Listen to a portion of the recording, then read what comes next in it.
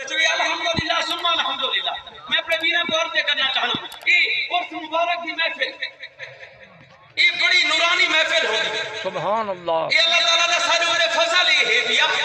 یقیناً سارے علاقے دے وچ جنوبی پنجاب دے وچ ساری اس مبارک تے پاک دھرتی دے ہوتے الحمدللہ کئی اولیاء وچ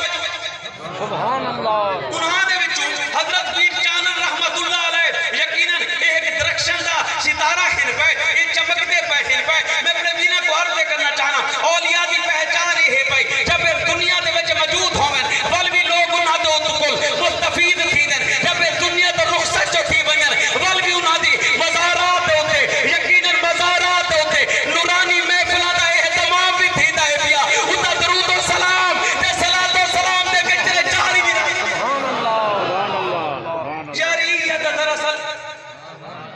یہ دراصل اس کو ودا کوئی ثبوت ہے پیا ہن کئی لوگ یہ چھیڑ پائے جڑے محرم الحرام دے دہاڑے نا نشانیاں بلے دے ودے اپنے بزرگاں دے مزارات دی فلاں لائن دے وچ فلاں ٹول ہے دینا اللہ جی لیکن قربان تھی ماں لیکن جنہاں نے اللہ دے رسول دے نال لئی ہے جنہاں نے اللہ تعالیٰ دے پاک محبوب دے در یتیم شفیع المذنبین رحمت للعالمین دے احکامات دے مطابق زندگی بسر کی تیے انہاں کو تعارف کرامان دلو سبحان اللہ بلکہ حضور دی محبت ہی ہے کہ کامل ترین تعارف ہے پیا